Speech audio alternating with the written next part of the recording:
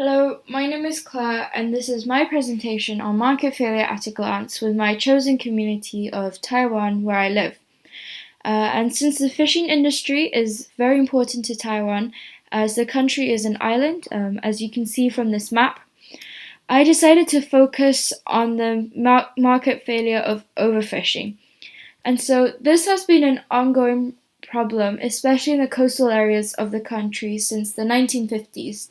And one of the main reasons as to why overfishing occurs in Taiwan is due to the invention of new technologies such as gill netting that allow for greater supply for a smaller cost of production.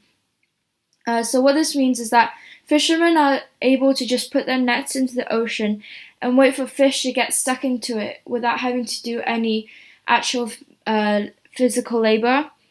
And ironically, these nets are depleting the volume of coastal fish, and because Taiwan is running out of fish, the nets are the only way for the fishermen to earn a decent income, and so this results in an endless cycle. And from these numbers, you can see how serious this problem is, since in the 1980s, around the coast, Taiwan had 340,000 tons of fish available. However, that has changed to 170,000 tons in 2014. And so this quote from Nate Maynard, a researcher for Global Ocean Trust, Taiwan is a seafood country, not an ocean country. What this means is that the government has done little to enforce existing environmental protection laws to recover fish numbers. And so Taiwan is a seafood country in the sense that it cares about the fish that are being eaten, but not about about the ocean that the fish are from. And here this picture shows a traditional fish market in Taiwan, and this is very integral to our culture. And so here in this graph, this demonstrates the effects of the negative externalities of overfishing. And so as I've said, overfishing causes a negative externality of production in which the environment and livelihood of those who rely on the fishing industry are being damaged. And so this means that the marginal social cost, or MSC, is greater than the marginal private cost, which is MPC. As a result of this marginal external cost, MEC, which is the cost to the third party not included in the cost to consumers.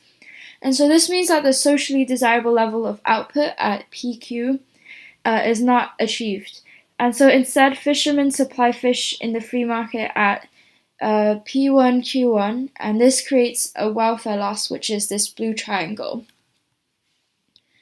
And so overfishing has impacted the fishing community the most, obviously, and there is a gradually decreasing volume of fish around the coast available.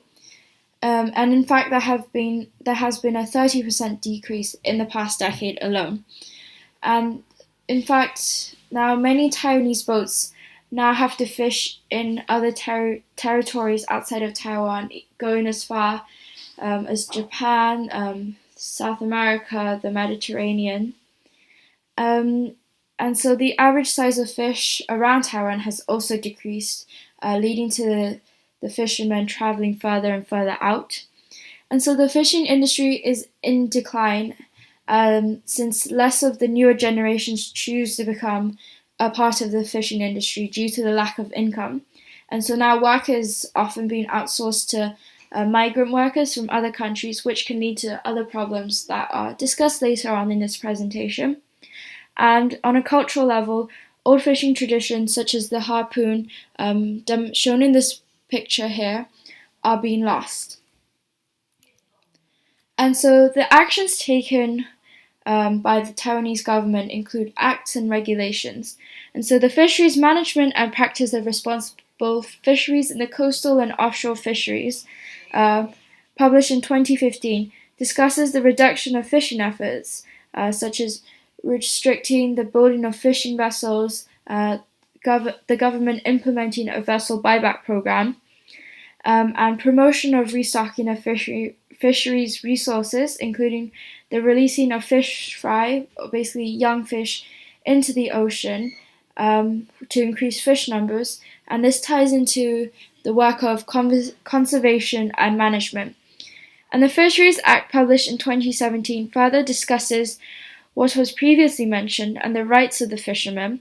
And the recent regulation from 2018 focuses specifically on fishing for bluefin tuna and takes similar approaches mentioned in the earlier regulations and acts. And so have these efforts by the government to fix overfishing, have they been successful?